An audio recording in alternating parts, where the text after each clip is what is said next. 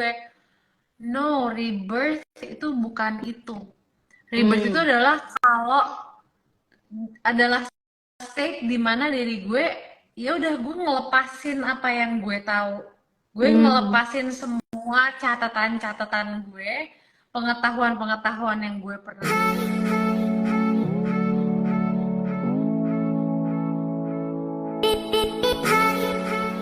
Dan yang apa yang tertinggal ya adalah hal-hal yang udah gue jalani, yang gue embody. Jadi kalau itu gue pernah post di Instagram, gue tuh spend banyak banget bertahun-tahun doing dan membuktikan dan melakukan. Nah, sekarang gue pengen kayak I'm being, gue menjadi apa yang gue sebut-sebut ke orang itu. Karena there's a difference kan ketika kita sharing what we think we embody atau what we think we know. Dan kita secara apa ya, karena kita juga senang itu datang dari rasa kayak gue pengen jadi orang yang bermanfaat, gue jadi nge-share knowledge yang kayaknya bisa menyemangati orang lain, bisa nge-inspire orang lain.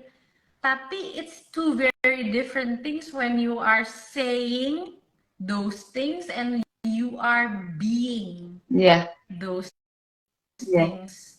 Nah, yang gue rasa tuh rebirth itu adalah kayak ya udah justru lo bukannya berpegangan sama apa yang kayaknya orang tuh pasti mikir gue harus tahu A B C D E. Nah, lo lepaskan semua itu. You just be you, tapi melewati proses yang lo udah belajar, lo udah banyak melakukan proses kayak gitu. I think gitu sih.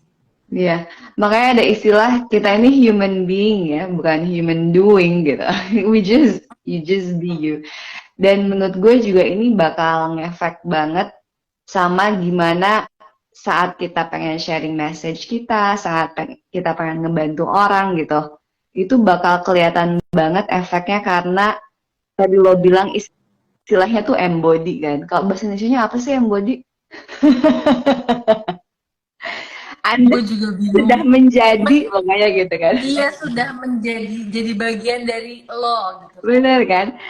Kayak sesimpel misalnya ada kita ngeliat orang guru gitu kan, cuap-cuap kayak harus begini bla bla bla gitu kan. Tapi ada juga yang kayak dia nggak ngomong banyak, tapi kita bisa lihat dari hidupnya emang itu tuh dia gitu. Eta teh si Eta gitu, dia tuh emang ya orangnya gitu gitu. Pasti efeknya beda banget dengan nanti saat dia mau ngebantu kita gitu. Makanya menurut aku, I think buat temen-temen mungkin yang juga lagi ngelewatin proses transisi gitu kan, ngerti banget, gampang paham banget kalau pengen berbagi ceritanya sama orang. Karena pada dasarnya kan kita social creature kan, kita pengen ada bantuan dari orang lain, kita pengen selalu terkonek sama orang. At the same times ada fase-fase dalam proses ini di mana cuma lo doang yang bisa ngelewatin fase tersebut gitu. At the same time, nah ini emang penting, tetap butuh orang sekitar. Cuman kita nggak butuh berapa juta orang kok buat validasi. In my experience, kita cuma butuh beberapa yang benar-benar percaya sama kita.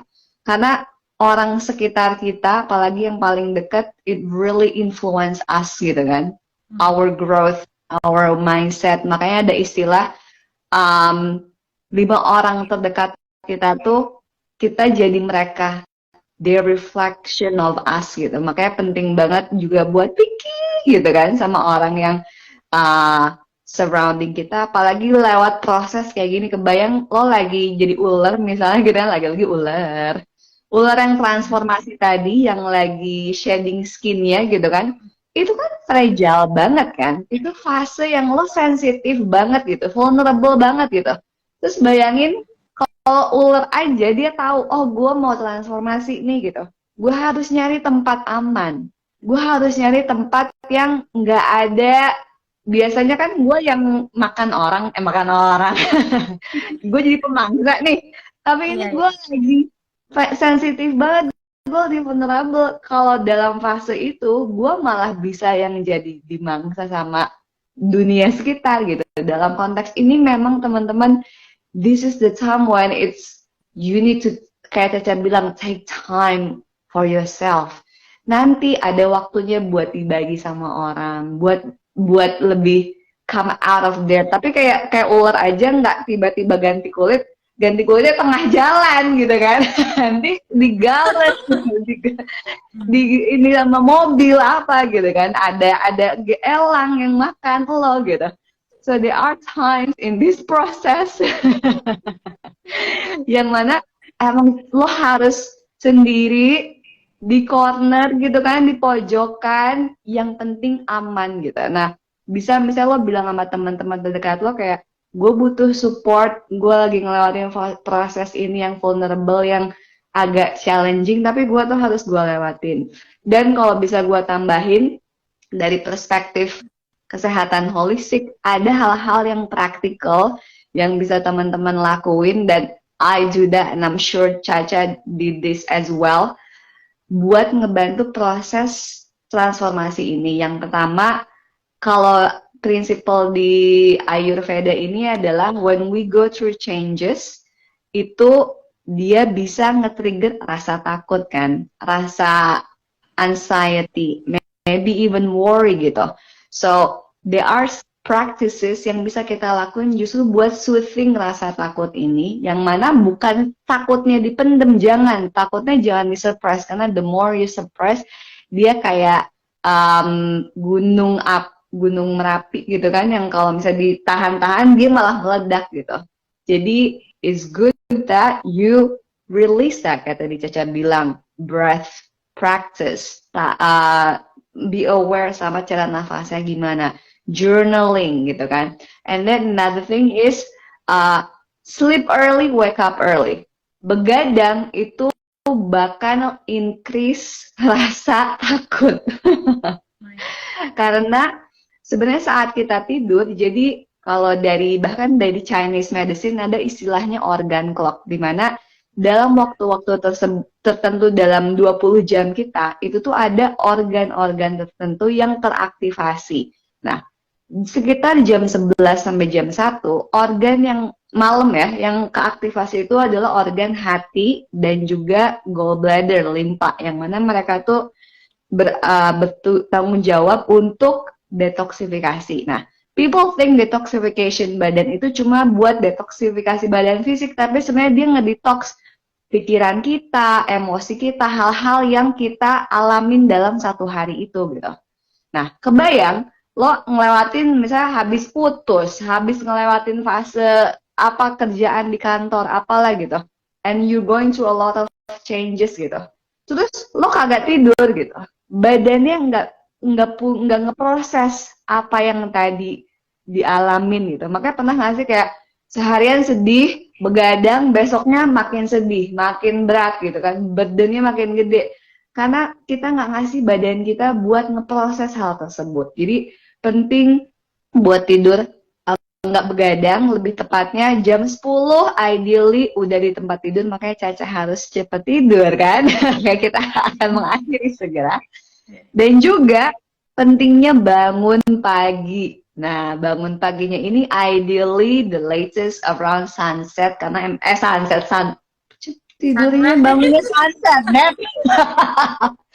Mampir lo kira. Bangunnya pas sunrise. Nah, kenapa? Karena pertama ada istilahnya biorhythm. Biorhythm itu gimana kita ini punya hubungan yang sangat besar sama lingkungan alam kita, dalam konteks ini sama matahari gitu. Tadi contohnya kalau kita tidurnya sebelum jam 10, badan kita tuh naturally increasing hormon melatonin namanya. Si melatonin ini bikin kita relax. Kalau kita udah lewat jam berapa dan lampu-lampu masih terang gitu kan, itu hormon melatoninnya malah nggak keluar gitu, malah kita jadi nggak bisa relax. That is why not only you need to sleep early, tapi kalau udah lewat jam 10 apalagi, ideally lampunya dimatiin supaya badannya nggak secreting the opposite hormon of melatonin, yaitu hormon serotonin. Nah, serotonin ini biasanya di-secrete saat kita pagi-pagi ngeliat matahari, yang mana serotonin ini bikin kita bahagia, bikin kita aktif gitu kan. So, that will be such an important combo. Simple, kayak tadi Caca ngomongin soal breathwork, journaling gitu kan, afirmasi. Ini tambahan lain adalah sleep early, supaya badannya bisa tadi nge-detox, dan juga make sure lampu-lampunya nggak pakai lampu yang fluorescent yang terang banget, karena bisa ngebantu kita lebih rileks karena hormon melatoninnya keluar. Dan bangun pagi supaya serotoninnya aktif, kita bisa lebih bahagia. And of course, kalau bisa langsung misalnya any spiritual practice that you have, sholat kah, berdoa kah, meditasi kah, karena itu ngebantu kita memulai harinya dari center lagi, dari spirit elemen lagi, yang mana bisa ngebantu kita tadi. Kita berkali-kali dibilang mention di awal, pentingnya buat trust gitu, percaya sama higher being yang di luar dari kita mikir kayak aduh ini kayak nggak bisa, but actually kalau kita tap into the power kayak ke Tuhan gitu kan, kayak semua tuh bisa kok gitu, everything is well possible. Wah, ini kita kalau ngomong bisa lama banget ya Beb. Apa yang lo share terakhir itu useful banget loh. Gue rasa banyak orang yang akan ngerasa kayak I can do this one, kayak I can remember tentang circadian rhythm gitu kan. Yes. Karena banyak juga kayak itu dipraktekin sama yogi atau ancient yogi kan sebenarnya. Jadi ya seperti yang lo bilang tadi, itu is very useful. Thank you so much. Sama-sama. Makanya kayak every religion practice in the world, mau itu Islam, apapun gitu kan, ada importance, kepentingan untuk bangun subuh kan, bangun pagi gitu. Maksudnya nggak usah subuhnya jam 3 gitu, itu ada makna lain, tapi the importance of waking up early and start with spiritual practice, karena pada akhirnya kita tuh kan sebenarnya manusia itu dalemannya ya spirit juga gitu. Kalau kita elemen paling dasarnya, anjing ini kita udah kayak mamah dedeh, subuh-subuh kalau dibuat subuh. Oh iya bener. Gue inget banget bangun pagi itu nyokap gue waktu dulu kagak bangun, dinyalain itu Indosiar sampai kenceng banget, sampai kayak oke, gue bangun deh. Oke, gue paham. Maaf, balik lagi. Teknik-teknik ibu-ibu ya. Bener. Gusti ya Allah. Jadi the importance of starting from the source, the spirit, buat kita ingat lagi bahwa segala kesulitan yang ada zaman sekarang yang lagi kita alamin, ya kalau dari kacamata Tuhan mah cetek gitu. Tuhan tuh yang maha membalat-balikin hati, dan semua hal bisa mudah kok. And that is also why I also want to say, coming to the end of this IG live, Caca ini by the way, buat temen-temen yang ngefans sama Caca gitu kan, yang nggak punya akses to know her in person, dia tuh salah satu orang yang menurut gue paling open, paling humble, but also highly spiritual. Ini bukan cuma religious ya, karena religious sama spiritual is completely different thing. She's very making everything is not just about her, tapi kayak gimana gue bisa serving for the greater good, dan supaya gue juga lebih ke connect sama sisi spiritual gue. And I think di hidup zaman sekarang, di dunia zaman sekarang, buat punya itu jadi fondasi itu jarang banget, apalagi di Jakarta yang godaannya banyak banget, and I guess in your industry gitu. So I just wanna applaud you and also congratulate you on this new chapter that you embrace it fully. So I'm so very proud of my love. So yeah. Thank you so much Z. By the way, gue juga pengen inform ke semua yang lagi nonton sekarang that we have something coming up ya Z. Tapi kita belum bisa kasih tahu sekarang, dan ini adalah sesuatu apa ya? Bentuk dari segala sesuatu yang kita bahas dari tadi. Ya kan? Kita how to apa ya? Embodiment of embracing the change. Dan nanti kalian semua akan lihat apa sih yang diomongin ini sama Caca sama Zia, maksudnya tuh what is she talking about. You will all know later. Nanti kalian pasti akan menyaksikan itu langsung. Terus kalau dia di YouTube, stay tune ya gitu ya. Don't forget to like and subscribe ya.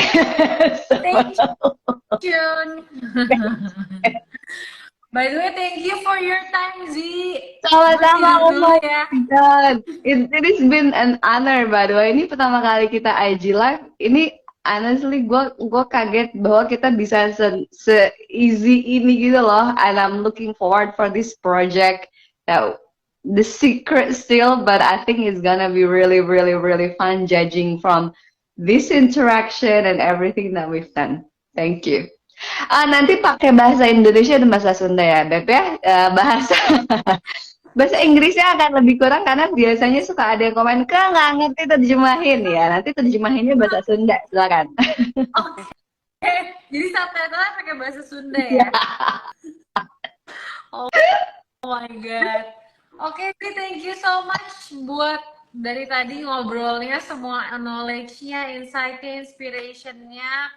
Thank you everyone for watching this. Hope to see you again di live berikutnya dan sesi-sesi berikutnya. Semoga what we have done today be of use for you who's watching. Benar. Terima kasih. Selamat tidur ya Kak Caca ya. Semoga biar melatoninnya biar relax, biar lebih glowing lagi.